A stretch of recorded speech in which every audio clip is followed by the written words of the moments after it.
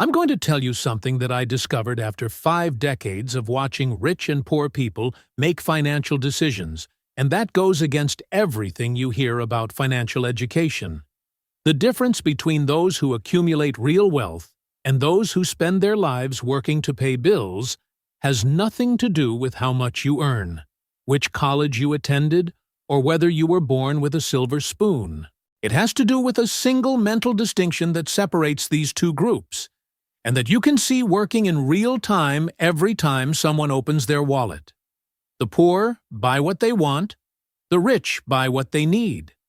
This sentence seems too simple to be true, but when you understand the brutal mathematics behind it, you will realize that every purchasing decision you make is pushing you to one side or the other of this dividing line.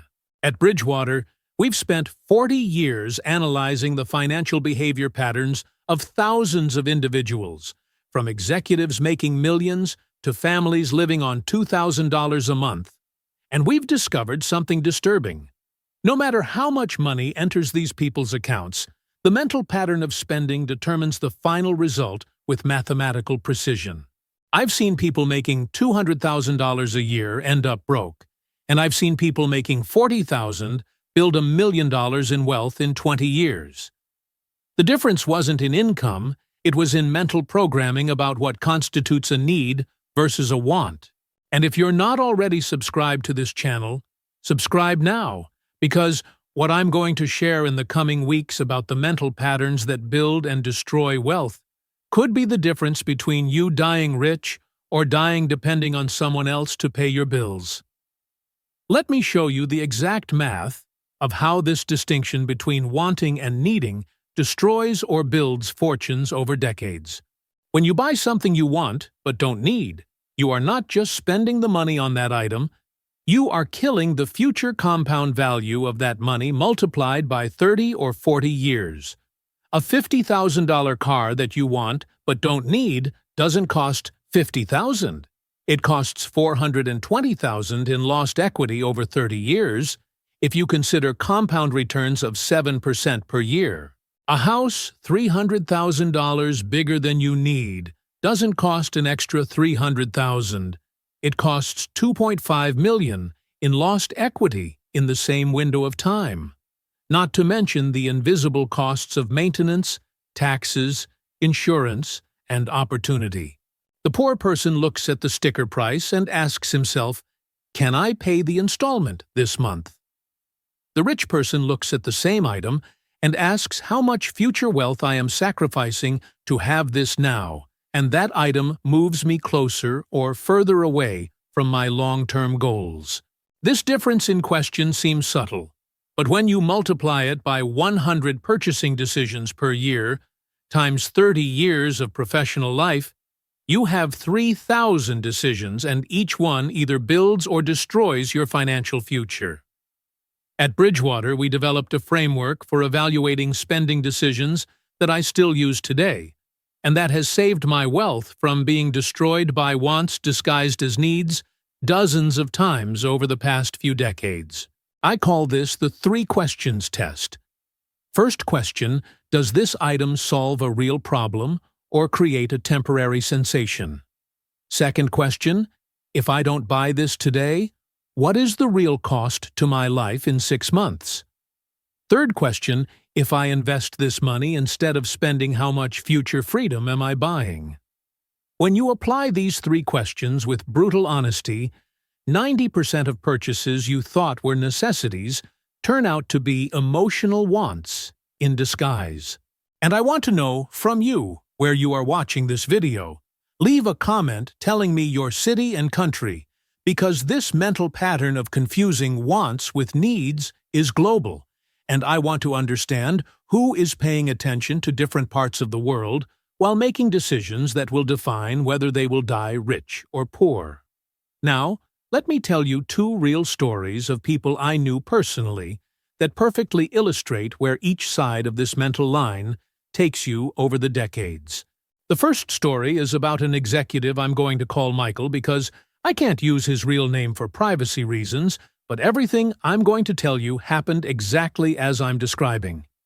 Michael started earning very early, At the age of 26, he was already making $120,000 a year working in consultancy in New York. At 28, he bought an apartment for $600,000 because he wanted to live in a status neighborhood. In his 30s, he changed his car every 2 years because he wanted to impress clients and colleagues.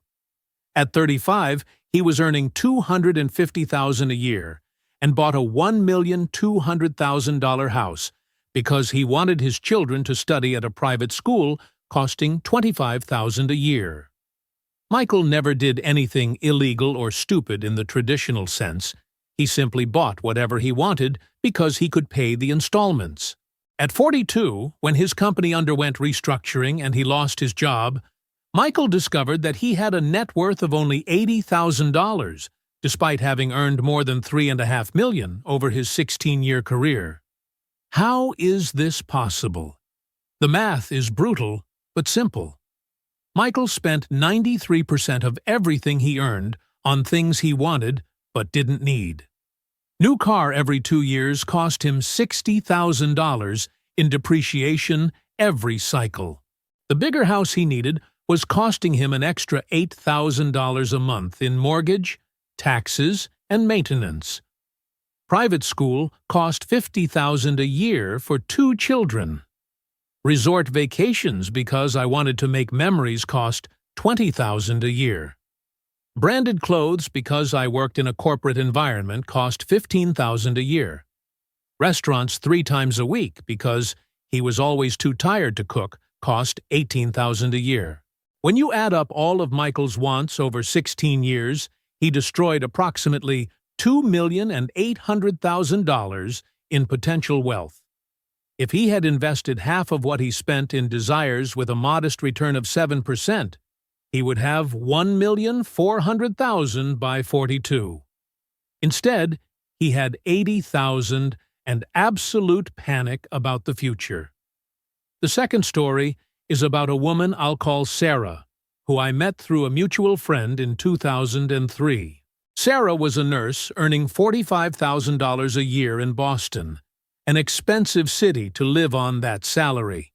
But Sarah had learned early on the difference between wanting and needing because she grew up watching her mother work 3 jobs and still never have any money.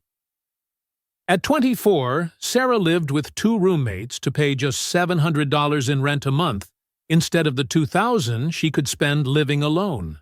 He drove a 1998 Honda Civic that he bought used for $5,000 and planned to drive it up to 200,000 miles.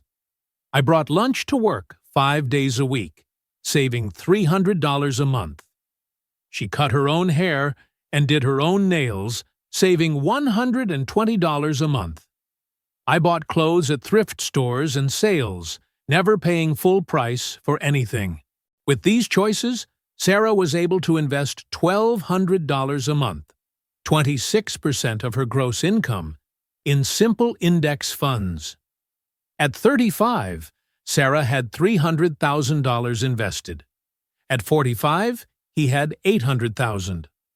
At 55, when he retired, he had $1,900,000 despite never having earned more than $70,000 a year, even at the height of his career.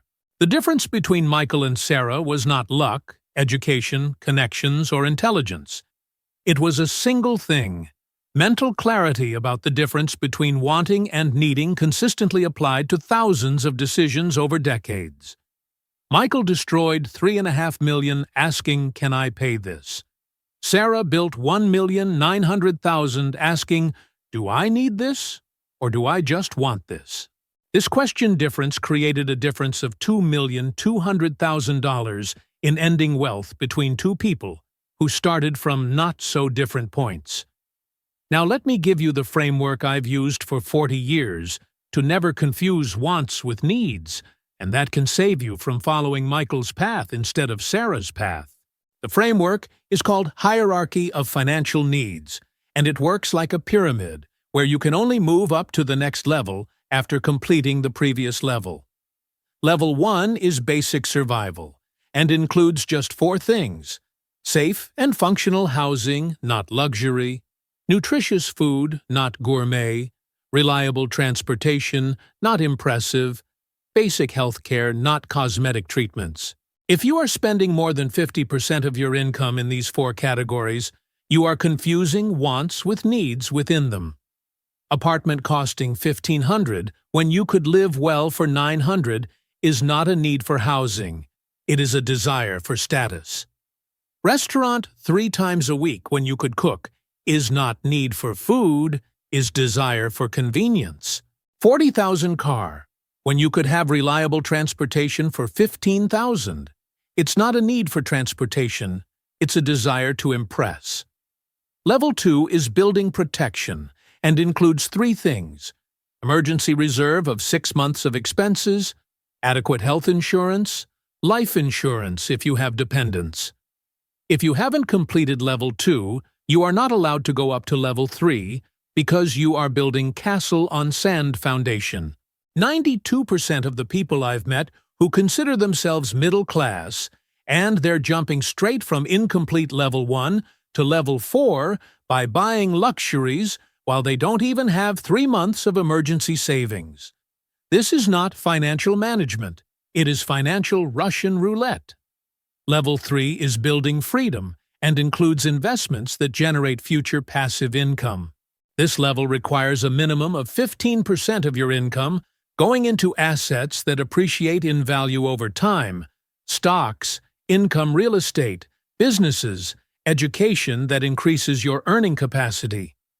If you are not investing at least 15%, you are choosing to be employed forever because you are not building the machine that will eventually work for you. Level 4 is comfort expansion, and here you are finally allowed to buy some desires. Bigger house, better car, more frequent vacations, expensive hobbies. But here's the critical principle. You can only spend on Level 4 what's left over after completing Levels 1, 2, and 3. If you are purchasing Level 4 wishes before completing the first 3 levels, you are stealing from your future to impress people in the present. And the math is relentless. Every dollar you spend on Level 4 before completing the previous levels is a dollar that won't be working for you, compounding for decades. Level 5 is legacy and impact, and is only accessible after you have complete financial freedom from the previous levels. Here you can donate, help family, create social impact, spend on extravagant experiences if you want. But 98% of people never get here because they get stuck buying Level 4 and pretending it's Level 1. The first action you need to take based on this framework is to do a brutal audit of where your money has been going over the last 3 months. Take credit card and bank account statements and classify each expense into one of 5 categories: basic survival, protection, building freedom, expanding comfort, pure waste. Be brutally honest, that $6 coffee every morning isn't survival, it's expanding comfort. That $35,000 car, when you could have a reliable $18,000 car, is not a necessity. It's an expansion of comfort. That streaming subscription you use once a month is nothing and pure waste. Or, when you finish this audit, you will discover something shocking. Probably between 60 and 75% of your money is going towards comfort expansion and waste, while freedom building gets less than 10%. This explains why you work so hard, but don't see your assets grow. You are financing lifestyle in the present instead of freedom in the future. The second critical action is to implement what I call the 72-hour rule for any purchase over $200. When you want to buy something above this amount, you are forced to wait 72 hours before finalizing the purchase. During these 72 hours, you ask yourself the 3 test questions I mentioned before. Does it solve a real problem, or does it create a temporary sensation? What is the cost of not having this in 6 months? How much future freedom am I trading for having this now? At Bridgewater, we discovered that 78% of desires that seem urgent at the time completely evaporate after 72 hours of reflection. This happens because Most purchases are emotional decisions disguised as logic. You see the item, your brain releases dopamine in anticipation of the pleasure of possessing it. You rationalize that you need it when you really just want it. You buy it to get the dopamine hit, and 3 weeks later, the item sits in the garage forgotten while you're paying the installment for the next 5 years. The 72-hour rule breaks this dopamine cycle by letting the emotion cool down before the decision. If after 72 hours you still genuinely need the item, it will still be there for you to purchase. But in the vast majority of cases, you will realize that the desire was temporary, and you have just saved hundreds or thousands of dollars that can go towards building freedom. The third action is to create what I call a future freedom account that is physically separate from your main checking account. This account has a single purpose: to accumulate the minimum 15% of your income that goes towards building freedom at level 3 of the framework. Here is the critical principle of this account: the money that goes into it can only go out to buy assets that appreciate in value or generate passive income, never for consumption. This physical separation creates a psychological barrier that makes it much more difficult to steal from your future to fund present desires. Set up automatic transfer of 15% of your salary to this account the same day you receive it. Don't rely on the discipline of doing it manually, because discipline is a finite resource that runs out when you're tired. Stressed or emotionally vulnerable. Automate the building of freedom so it happens before you have a chance to sabotage it. The fourth action is to apply the strategic downgrade principle to 3 specific areas of your life that are likely draining equity disguised as needs.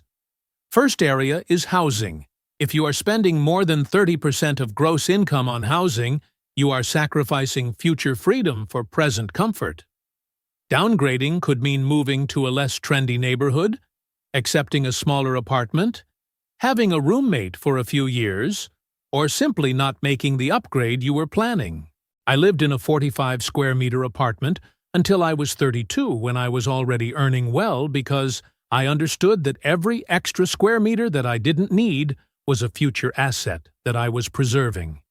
The second area is transport. The car is probably the second biggest destroyer of most people's wealth after housing. If the total value of your car is more than 25% of your annual income, you are driving future equity instead of efficient transportation. Downgrading means buying used instead of new, choosing a reliable model instead of a prestigious one, driving the same car for 10 years instead of changing it every 3. A $15,000 car driven for 10 years costs $1,500 a year. A $45,000 car replaced every 3 years costs $15,000 per year. A difference of $13,500 per year invested for 30 years at 7% becomes $1,300,000 in equity. You're driving $1,300,000, or you're building $1,300,000. Choose your priority. Third area is food, which is where most people bleed money without realizing it, because they are microtransactions that seem harmless. $6 coffee times 5 days times 50 weeks is $1,500 a year. $15 lunch out every day is $3,900 a year. Dining out twice a week at $60 a time is $6,240 a year. Add it all up, and you're spending $11,640 a year on convenience food that could cost $3,000 if you cooked and prepared it yourself. A difference of $8,640 invested for 30 years becomes $870,000 in equity. You are eating your financial future in small daily chunks and calling it a necessity when it is pure luxury. The fifth action is to develop what I call a compound wealth view that transforms how you view every spending decision. Every time you consider buying something that costs more than $100, you are forced to mentally calculate how much that money would be worth in 30 years invested at 7% per year. $100 today will be worth $760 in 30 years. $500 is worth $3,800. $2,000 is worth $15,200. $5,000 is worth $38,000. When you see the $2,000 TV in the window, you are not choosing between having the TV now or having $2,000. You are choosing between having the TV now or having $15,200 in 30 years. Context completely changes the decision. Most people don't make this calculation and therefore don't understand the real cost of buying wishes in the present. Every consumer purchase is a vote against your future freedom. Every decision to invest instead of spend is a vote in favor of your future freedom. In 30 years, you will have exactly the result you voted for thousands of times through small daily decisions. No one wakes up at 65 broke because of one bad decision. People wake up broke because of 1,000 little bad decisions repeated consistently over decades. The sixth action is to create what I call personal financial advice from a person who is you 20 years from now. Every time you want to make a significant purchase, you sit down and write a letter to yourself from 20 years in the future, explaining why you are about to make that purchase and asking for approval. When you externalize the decision in this way, it forces your brain to get out of short-term emotional mode and into long-term rational mode. You 20 years in the future don't care if you impressed your colleagues with a new car. You care if you have the financial freedom to choose how to spend your time. You 20 years in the future don't care if you lived in a fancy neighborhood at 30. You care if you can retire with dignity or need to work until you're 75. When you write these letters regularly, you begin to internalize the long-term perspective, and short-term decisions become easier because you have developed clarity about what really matters. You care. The seventh action is to implement the invisible increase principle that transforms how you approach income growth throughout your career. Here's the fatal pattern I've seen hundreds of times. Person gets promotion that increases salary by 15% and immediately increases lifestyle by 20% through bigger house, better car, more expensive vacations. The net result is that, despite earning more, the person is actually poorer in terms of their ability to build wealth, because the margin between income and expenses has decreased. The principle of invisible increase works like this. Whenever your income increases, you increase your standard of living by a maximum of 25% of the increase and invest at least 75% of the increase. If you receive a raise of $1,000 per month, you can increase expenses by a maximum of $250, and you must invest at least $750. This allows you to gradually improve your quality of life as you earn more, but maintain or even increase the margin that is building wealth. Most people do the opposite. They increase expenses by 120% of any increase in income. And that's why people who earn $200,000 a year are as much in debt as people who earn $60,000. Absolute income does not determine wealth. The margin between income and expenses, repeated over decades, determines wealth. Now I know exactly what's going through your head after hearing all of this. You are thinking several objections about why this doesn't apply to you or why you can't implement these actions. Let me anticipate the three main objections I always hear and destroy each one with logic and data, because these objections are the mental barriers that keep most people stuck on the poor side of the line. The first objection I always hear is, "But I work hard and deserve to make the most of my money now. I don't want to sacrifice the present for an uncertain future." This objection reveals fundamental confusion about what it means to enjoy money. You think you're taking advantage when you buy a new car, a big house, expensive trips, weekly restaurants. But here's the brutal truth that no one tells you. The pleasure you feel from these purchases lasts on average between 3 days and 3 weeks, through a psychological phenomenon called hedonic adaptation. You buy the new car and feel euphoric for a week. Then it becomes your normal car and you don't even notice it anymore. You move into a bigger house and love it for 3 weeks. Then it becomes your normal house and you want something even bigger. You come back from an incredible trip and feel joy for a few days. Then you're back to your routine and need to plan your next trip to feel that again. Each purchase gives you temporary pleasure, but leaves you at the same baseline of happiness a few days later, while you are permanently poorer. Compare this to the pleasure you feel when you check your investment account and see that it grew by $10,000 in the last quarter, or when you realize that you can take a sabbatical without financial worries because you have built enough assets, or when you sleep peacefully knowing that you have 2 years of expenses in emergency reserve. This pleasure does not disappear in 3 days. It increases over time as the asset grows. Pleasure from purchasing desires is acute but temporary. Pleasure from building freedom is moderate but permanent. You are choosing between fast dopamine that disappears or deep satisfaction that increases, and calling enjoying life the wrong choice.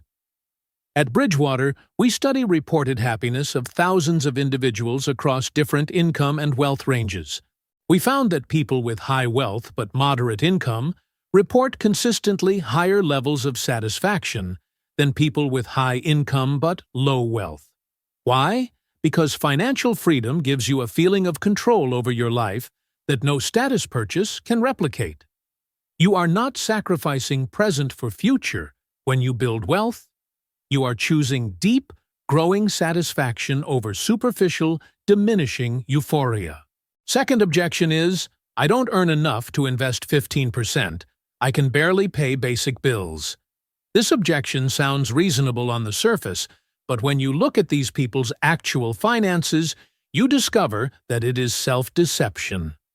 In 93% of the cases I analyzed of people who say they can't invest because they barely pay basic bills, we found that they were spending between 20 and 35% of their income on wants that they mentally reclassified as needs. Cell phone plan for $120 when it could be $60. Multiple streaming subscriptions adding up to $80 a month. Car financed for $350 a month when I could have used it for $150. Wear new clothes regularly instead of using what you already have. Food delivery twice a week. Coffee outside every day. When you add up all these wants disguised as needs, it easily comes to $500 to $800 a month that could be redirected to investment. But here is the crux of this objection. Even if you genuinely cannot invest 15% right now because you are in a difficult financial situation, this does not invalidate the framework. It means that you need to first focus on increasing income or reducing basic expenses before moving up to higher levels of the pyramid. The framework doesn't change based on your current situation. Your goal is to get to the point where you can meet the framework by increasing income or reducing expenses. When Sarah the nurse started earning $45,000 a year, she didn't say, I can't invest 15%, so I'm going to spend it all. She said, I'm going to live on 40% less than I earn, so I can invest, because I understand that this defines my future. He lived with roommates, drove a used car, brought lunch, cut out everything that wasn't truly essential. It was uncomfortable for a few years, but at 35, she had $300,000, while people earning twice as much as her had negative net worth. Your current situation does not define your financial destiny. Your choices about what is a need versus a want define your financial destiny. Third objection, and this is the most dangerous of all, is, I prefer to live today because I don't know if I'll be alive tomorrow. I've seen people die young regretting having saved so much.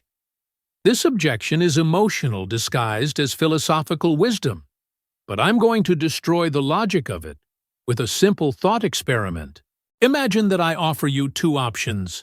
Option A, you live exactly as you live today, buying everything you want, and reach 65 with 0 assets, needing to work until you die or depend on the government.